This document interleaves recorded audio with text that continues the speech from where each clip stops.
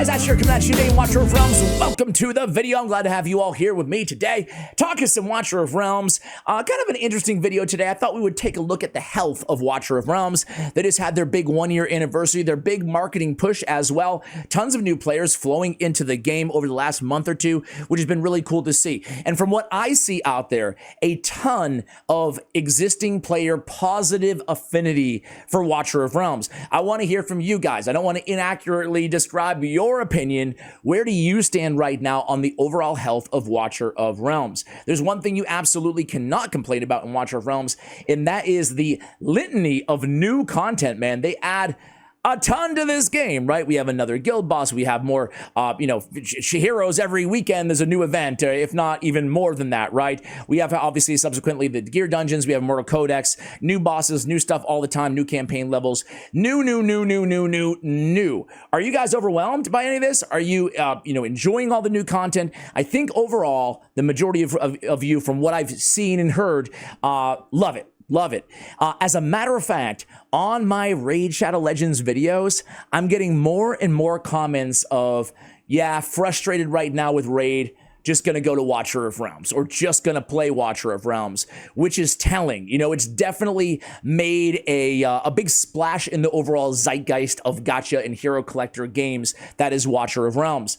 So I figured we'd take a quick look at the health, and I wanted to report kind of on the ecosystem right now of gacha games in terms of the big four. I put a legacy game in here in Summoner's War, obviously been around from comp to us for over a decade now, but I wanted to have a legacy kind of comp. Really, it started it all in some ways in this genre. We also have Raid Shadow Legends, who has been the top dog basically since their release, right? Raid has been on top. Nobody has really come close to overthrowing the popularity of Raid Shadow Legends in terms of active daily players.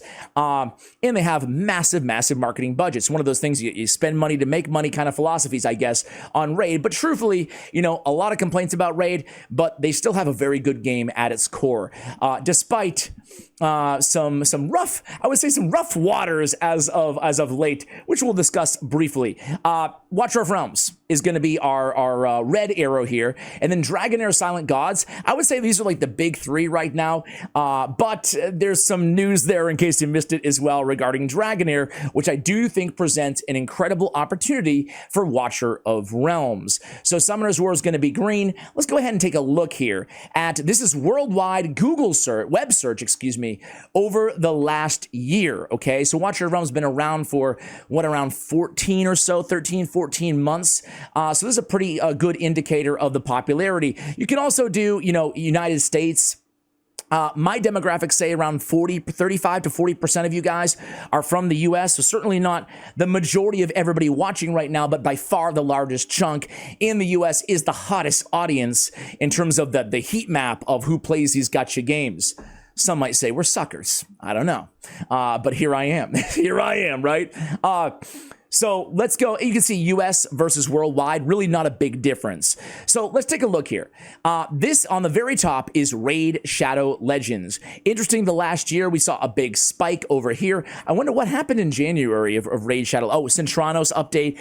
When we see these updates, I used to be skeptical when I watch videos like this, like, dude, are you telling me like thousands or millions of players downloaded just to check out the new update on a game they hadn't played? Is it that effective? But you got to keep in mind these updates, same thing with Watcher of Realms and the 1 year anniversary update. They're also, overlapped with big marketing spends on this game, bringing in new players, right? So it's like the marketing spend that goes on top of these updates really, result in what we're seeing here. So Raid had a big one in the beginning of the year, and then they have a big one recently. This is Clan Siege release. Again, some marketing around that, as well as Ninja being brought back into the game for free for players who don't have him. So we see a very recent spike here in Raid Shadow Legends, still on top. If we look at Summoner's War, which is the green indicator here, I am not a Summoner's War player. I mean, I played it back in the day for a little bit, very casually, but I am not an expert on what happened in April. Perhaps an update, who knows? But you can see kind of a downward, hovering in between, came ever so close to touching Watcher of Realms here, just earlier, or actually, earlier this month. So a few weeks ago, Watcher almost surpassed Summoner's War for the first time, which is pretty telling.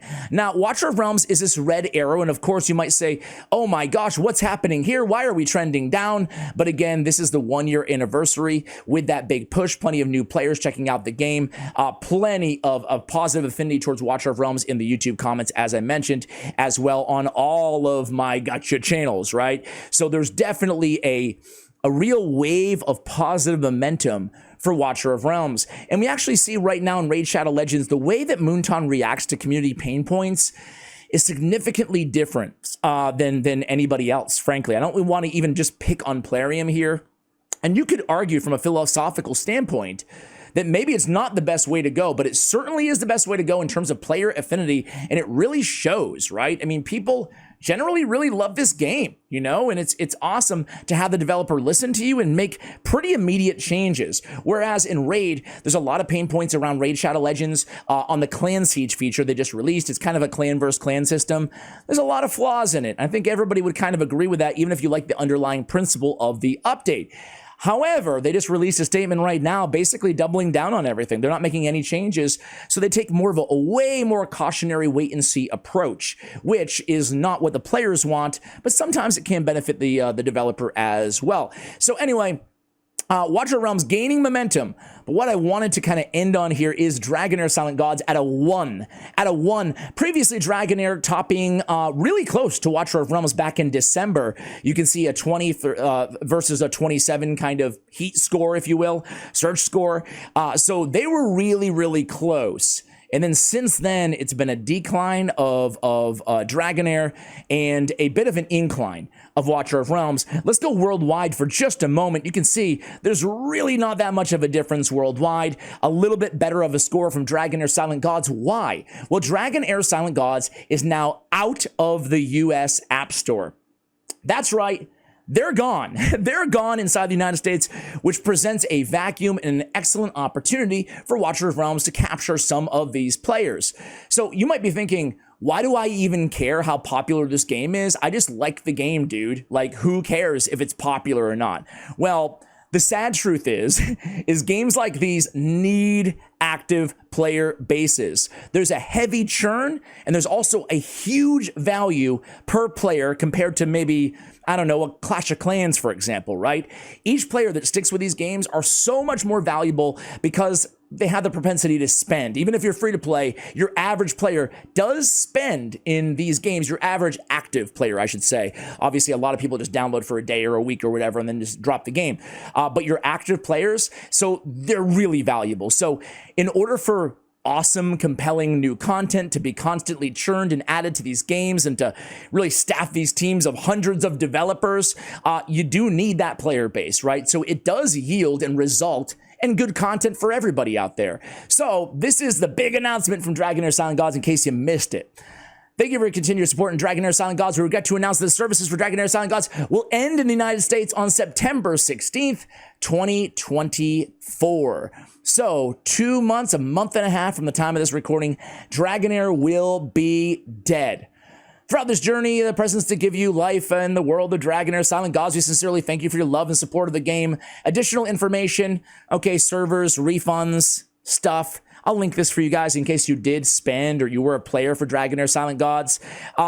I've heard mixed feedback on Dragonheir Silent Gods, but really quickly, just to kind of wrap up the statement here, what are their plans going forward? With the announcement, we be taking a step back from full coverage of Dragonheir Silent Gods as the situation unfolds. While we might release some new content, it will not be as often as before. Currently, we'll not stop our support for existing pages. They may see less attention, until we ensure the game's future.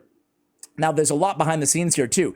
They sold from ByteDance to Tencent, Dragonheir Silent Gods, and there's certainly geopolitical themes in this revolving around ByteDance and, the TikTok and US and China and everything. I don't need to get into a geopolitical sermon for you guys, but there's certainly some sensitivities, I will say, around this decision. Moreover, even outside of those sensitivities, you can't really argue with the popularity and the numbers. Despite compelling updates being released, new seasons in a seasonal model in Dragonheir Silent Gods, it's still been on the decline. There's really no way of avoiding that fact. So I think this is a great opportunity for even more gain in the player base and thus the content for Watcher of Realms, because of these players looking for a new game to sink their teeth into. And I think the Watcher of Realms presents a really, awesome opportunity, or I should say this presents an awesome opportunity for Watcher of Realms to capture that audience, to capture that player base. So I am enthusiastic. I think that Watcher of Realms is really trending up, even though we have a little tiny 2-week decline right now. I'm excited for the future of Watcher of Realms. I think it's going to be a pretty bright one. What about you guys? I want to hear your opinions. Do you disagree with me? Do you think this game is... It's hard to say it's stale with all the stuff they've added to it, but do you think it's stale? Or do you have other pain points that you wish that the developer would address? As I said before, I will pass on any feedback, any constructive feedback that you guys have with Moonton directly as well, if you have some in the comments below. Otherwise, how does your guild feel right now about the state of the game? Let me know in the comments below. Thank you for watching this video. Some of you guys enjoy this type of kind of analytical, scoping out the gacha scene type video. Much love, and as always, take care, guys.